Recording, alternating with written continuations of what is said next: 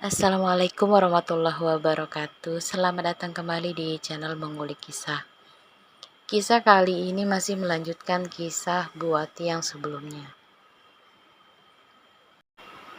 Sebelumnya Bu Wati ditawari Bu Isma untuk bekerja di restorannya di kota. Namun Bu Wati masih ragu-ragu menjawabnya.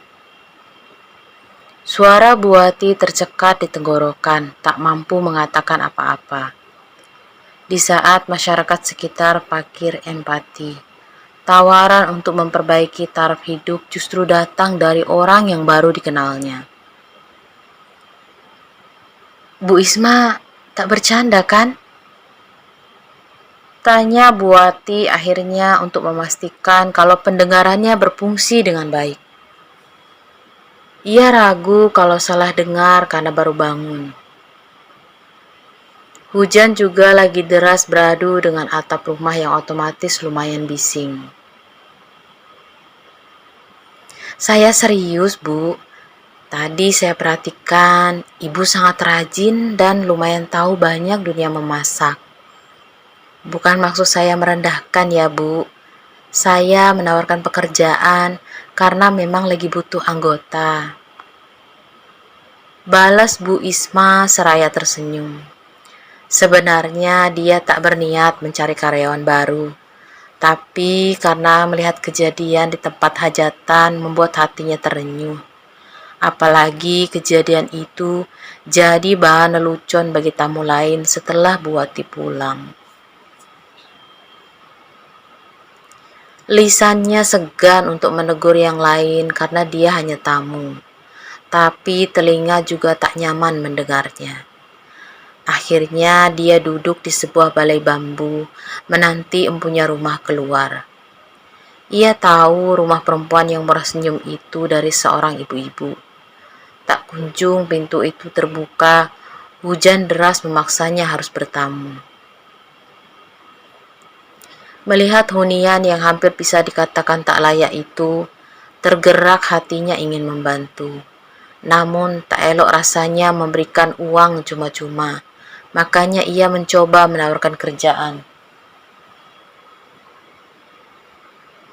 Dia terlanjur suka dengan sikap jujur dan tutur bahasa perempuan yang memiliki 3 tanggungan itu saat mereka memasak tadi pagi.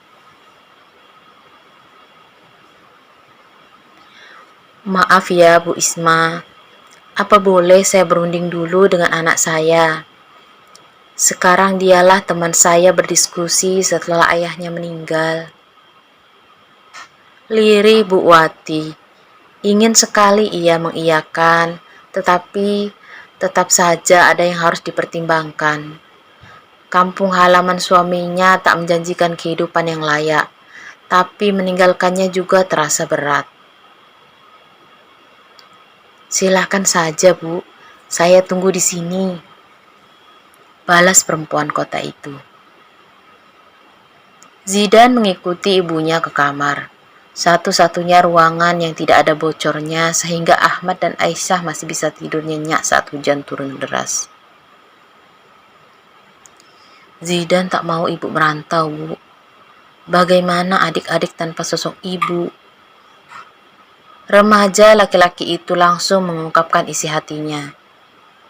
Bu Wati menatap pilu anak sulungnya, lalu beralih memandangi kedua anaknya yang masih sangat membutuhkan perhatian. Saat sang suami masih hidup, meskipun dengan kondisi ekonomi pas-pasan, dia masih yakin bisa mengantarkan anak-anak mereka hingga lulus SMA. Namun, lelaki yang berjanji akan berjuang sampai ketiganya tamat sekolah dan menikah telah ingkar janji. Ikrar cinta yang dipisahkan oleh maut, kembali pada pemilik jiwa dan raga. Ayahmu hanya menemani ibu menamatkan sekolahmu, Nak. Bagaimana dengan pendidikan adik-adikmu? Jika ibu dan ayah tak bisa mewariskan harta, setidaknya kalian punya ilmu agar bisa berguna di tengah masyarakat. Bu Wati memejamkan mata. membuat bulir bening yang sedari tadi ditahan langsung meluncur, membasahi pipi yang banyak bercak hitam akibat tertimpa sinar matahari berlebih. Kalau tetap bertahan di sini, ibu mungkin tak bisa meneruskan sekolah mereka sampai tamat, Zidan. Lirih Bu Wati. Sang putra menyentuh kedua bahu ibunya hingga mereka berhadapan. Apa ibu lupa sudah punya anak lelaki yang dewasa? Sudah cukup kewajiban ibu terhadapku. Biarkan Zidan sekarang yang akan berjuang demi ibu dan adik-adik. Aku akan bicara pada ibu itu agar menerimaku saja. Zidan mau bekerja apa saja yang penting halal dan berkah buat kita, Bu. Ujar remaja yang berpikir lebih dewasa karena keadaan itu. Ibu tak ingin terjadi apa-apa denganmu di kota, Nak. Kamu tak pernah keluar dari kampung kita. Pergaulanmu sangat terbatas, cegah sang ibu. Aku laki-laki, Bu. Lebih aman bagiku di luaran sana daripada ibu. Semoga saja Bu Isma itu orang baik yang Allah tuntun untuk membantu kita. Balas Zidan mantap. Menyembunyikan sedikit kecemasan di hatinya mengingat orang kota itu baru dikenal ibunya. Jika seandainya orang jahat, ia masih bisa melarikan diri dan mencari kerjaan apa saja. Tak terbayang olehnya jika sang ibu yang akan kesusahan di rantau orang yang tidak memiliki siapa-siapa untuk meminta tolong. Dengan berat hati di antara pilihan yang sulit, Bu Wati akhirnya menyetujui usul putra pertamanya. Mereka keluar menemui Bu Isma yang betah berdiri di ruang tamu. Tetesan hujan deras itu telah meluber dari baskom membasahi sebagian besar lantai. Maaf Bu Isma, rumah kami sudah kayak sungai. Ujar Bu Wati tak enak hati. Tak apa-apa Bu, saat kecil saya suka sekali main air. Ingin sekali bernostalgia mandi di sawah kucuran air hujan. Sekarang saya malah kedinginan efek sudah tua. Kekeh Bu Isma yang memang lebih tua dari pemilik rumah. Namun tetap saja ia terlihat lebih muda karena makanan sehat dan tidak kerja berat. Tak menunggu lama Bu Wati mengutarakan keputusan mereka. Tak disangka Bu Isma antusias menerima Zidan untuk bekerja dengannya. Hujan deras telah berhenti, berganti dengan pendar cahaya matahari. Begitu mudahnya sang pencipta mengganti siang ke malam, begitu juga dengan hujan menjadi panas. Kalau begitu saya pamit dulu, mau sholat asar. Nak Zidan siap-siap ya, besok siang kita akan bertolak ke kota. Kamu bakalan dikerubungi para cewek kadaluarsa.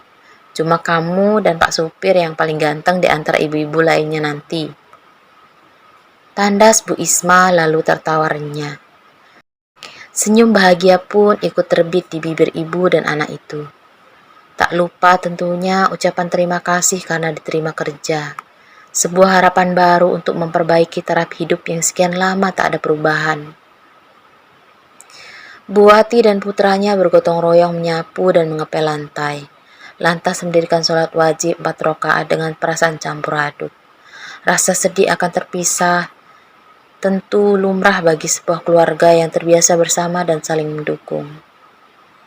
Doa-doa terucap dengan bibir bergetar, memuji kuasa Allah yang datang dari arah yang tak disangka-sangka. Di rumah Bu Tejo, musik kembali terdengar meriah. Menghibur sedikit tamu yang masih bertahan. Sebagian besar telah pulang karena hujan deras tadi.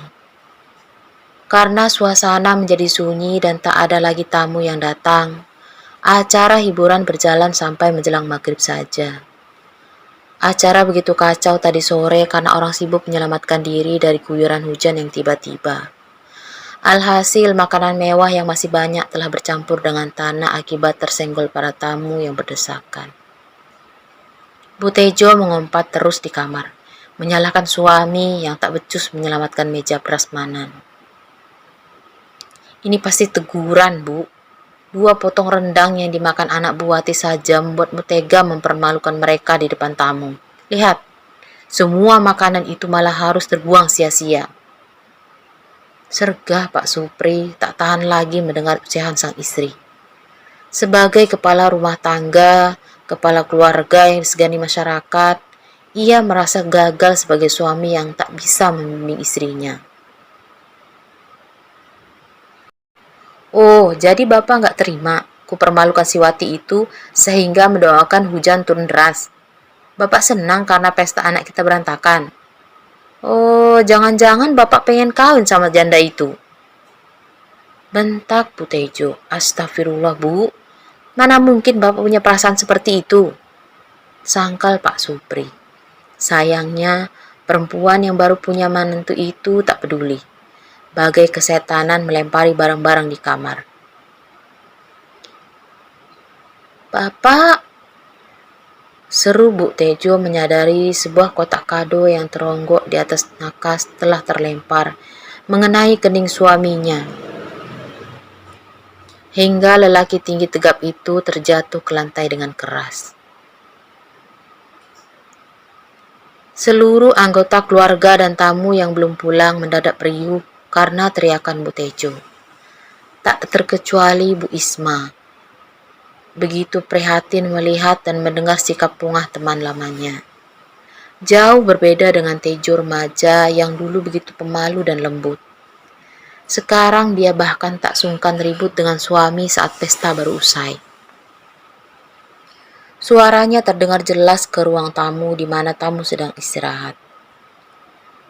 Sekarang Pak Supri jadi korban pertengkaran mereka dan harus dilarikan ke puskesmas terdekat.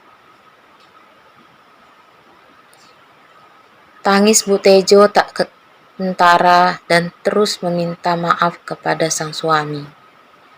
Mungkin ini pertanda geluduk tadi siang Bu Tejo mau jadi janda, celetuk seseorang. Kalau udah janda berarti gak bisa sombong lagi dong. Ih, mending Pak Supri aja deh yang jadi duda. Aku gak rela kalau laki berkarisma seperti beliau meninggal cepat. Halah, bilang saja pengen jadi istri barunya orang kaya. Janda pengharap. Timpal yang lain lalu terbahak-bahak. Bu Isma menggeleng-gelengkan kepala mendengar percakapan ibu-ibu yang berkerumun saat terjadi kegedauan itu. Ternyata para tetangga datang hanya ingin tahu apa yang terjadi, bukan murni karena peduli. Ya Allah, semoga tidak terjadi apa-apa. Lirih seorang perempuan berhasil mencuri perhatian perempuan kota itu. Dialah Buati, menatap kepergian mobil keluarga Bu Tejo hingga menghilang di balik tikungan. Kenapa ibu masih mau ke sini? Bukannya ibu sakit hati dengan peristiwa tadi siang, Bu? Tanya Bu Isma, mendekati orang tua tunggal dari Zidan, calon pekerjanya. Saya nggak sakit hati kok, Bu. Yang dikatakan Bu Tejo tadi siang memang benar. Saya tak punya malu. Saya terpaksa melakukannya karena tak berdaya. Saya tetap mendoakan semua warga sini agar sehat-sehat selalu. Selain akan merasa kehilangan, saya juga belum punya beras yang layak buat sumbangan kalau ada yang kemalangan. Balas Bu Wati. Rasa iba bercampur takjub pada sesamanya itu membuat Bu Isma mengerjap perlahan. Semoga rezeki Bu Wati berlimpah. Secukupnya saja, Bu. Tidak berkekurangan saja sudah syukur. Kalau berlimpah, saya malah takut jadi orang sombong. Balas Bu Wati seraya tersenyum. Saya doakan juga agar tidak sombong kalau gitu. Timpal Bu Wati melempar senyuman balik. Suasana rumah Bu Tejo kembali kondusif. Semua peralatan pesta telah bersih dan dikembalikan pada pemiliknya. Halaman dan rumah sudah seperti sedia kala. Bu Isma dan anggotanya yang berjumlah 10 orang sudah siap-siap tetap akan pulang sesuai jadwal karena kata Bu Tejo, suaminya tidak terluka parah. Tangan kanan Pak Supri sempat menangkis kotak kado yang ternyata berisi sepasang gelas keramik hingga luka di kening tidak terlalu parah. Namun ia terjungkal karena hilang keseimbangan, badan bercampur rasa terkejut. "Cepat sehat ya Pak Supri," ujar Bu Isma memberikan amplop buat suami dari temannya itu. Pak Supri menolak, tapi akhirnya menerima karena melihat mata membeliak dari istrinya. Sejak tadi malam, Bu Tejo tetap menggerutu karena harus rugi uang berobat lagi. Belum lagi uang hajatan mewah tak balik modal. Dengan kesal ia menghitung uang amplop yang kebanyakan tanpa nama. Nominalnya sangat membuat emosi terpancing. Menurutnya, Bu Wati adalah keluarga paling miskin yang terpaksa diundang karena masih tetangga. Namun ternyata dia masih menemukan uang pecahan 2.000 tak tanggung-tanggung. Ada sekitar 15 amplop yang memberikan nominal sejumlah itu. Seperti disengaja. Yang lainnya juga tak banyak-banyak, hanya sebagian kecil memberikan lembaran uang bergambar presiden pertama. Saat melihat teman lamanya memberikan amplop lagi pada suaminya yang sakit, Bu Tejo tak mau rugi. Makanya ia memberi kode agar sang suami menerima pemberian Bu Isma yang ia yakin jumlahnya tak sedikit. "Kamu kurangilah marah-marahnya sama anak, suami atau orang lain. Nanti cepet tua loh," kekeh Bu Isma merangkul temannya. "Marah itu cuma gaya, Jeng. Aslinya tetap Tejo yang dulu." Mereka tertawa sekilas. Lalu Bu Isma pun pamit pada anak menantu Bu Tejo, Juniarti dan Alfir. Memberikan sedikit nasihat berumah tangga lalu bergegas keluar, di mana kendaraan roda 4 berbentuk minibus terparkir. Bu Tejo mengantar sampai halaman, tapi matanya membulat sempurna menatap tak suka pada Bu Wati dan ketiga anaknya. Ada juga satu tas hitam lusuh yang tergeletak di dekat Zidan. "Ya ampun Bu Wati, kalian mau kemana? Mau jadi pengemis di kota?" cibirnya. "Jaga ucapannya Bu, saya dan anak-anak tak akan pernah mengemis selama saya masih kuat bekerja," bantah Bu Wati. Dia sudah sengaja berdiri agak jauh, menunggu Bu Isma memanggil putranya. Tak disangka perempuan yang dihindari datang menghampiri dengan ucapan mengalahkan tajamnya belati. "Saya sih nggak peduli kalian mau kemana atau jadi apa. Yang penting jangan merugikan. Apa kalian mau numpang di mobil sahabat baik saat?" "Zidan, ayo masuk. Kamu duduk di samping supir saja," potong Bu Isma. Bu Tejo langsung menoleh pada perempuan bergamis hijau dengan jilbab senada itu. "Loh, kenapa anak itu harus ikut, Jeng?" "Dia mau kerja di restoran saya, Jeng. Kebetulan lagi kekurangan anggota." "Astaga, Jeng, kalau mau cari anggota kenapa nggak bilang-bilang? Saya bisa carikan orang yang lebih terpercaya. Saya khawatir kalau dia jadi maling loh," ujar Bu Tejo dengan satu sudut bibir terangkat. Bu Isma tertawa lalu menggeleng-gelengkan kepala. "Kalau maling, saya penjarakan nanti. Kami pergi dulu ya." Bu Tejo tersenyum hambar. Temannya yang satu ini sangat setia, meskipun tinggal berjauhan, tetapi tetap saja sulit dipengaruhi. "Ayo Zidan," seru Bu Isma. "Iya, tunggu Bu." Pemuda yang akan pergi pertama kali dari kampung itu langsung memeluk ibunya. "Zidan janji, ibu tak akan menangis lagi karena kemiskinan kita. Doakan anakmu, Bu." Orang tua selalu mendoakan yang terbaik buat anaknya tanpa diminta. "Restu ibu bersamamu," balas Bu Wati, sekuat tenaga agar air mata tak lepas di depan anaknya yang akan pergi ke tempat yang belum pernah dikunjunginya. "Abang," seru Ahmad dan Aisyah bersamaan saat Zidan merentangkan tangan kepada kedua adiknya. "Kalian baik-baik sekolahnya, Dek. Bantu ibu juga," pesannya yang diangguki kedua adiknya, lalu bergegas ke minibus yang sudah menunggu. Bu Isma menyusut sudut mata, teringat akan putrinya yang tak bisa berkata selembut dan sedewasa Zidan. Padahal anak perempuannya itu telah kuliah semester 6. Allah Maha Adil, menguji setiap insan dengan ujian yang beragam. Mereka ditimpa dengan harta yang kurang, tapi aku ditimpa melalui anak yang sulit diatur. Batin Bu Isma lalu menghampiri Bu Wati. Ini sedikit uang buat perbaiki atap rumah Bu Wati. Nanti saya potong gaji Zidan saja ya. Ujarnya dengan lembut. Gak usah Bu, anak saya belum bekerja. Tapi akan bekerja, jadi nanti potong gaji tentunya. Balas Bu Isma meyakinkan. Dia merasa kalau remaja itu memang anak yang rajin dan amanah kelak. Tapi tetap saja dia harus berhati-hati dalam bersikap. Salah satunya tidak terlalu memperlihatkan kebaikan. Bu Wati menerima uang itu dengan gemetar, lalu menciumi tangan calon bos anaknya karena terlampau haru. Bu Isma pun bergegas pergi karena yang lain sudah menunggu. Setelah menghilang di ujung jalan, ibu dan dua anak itu memutar badan untuk pulang.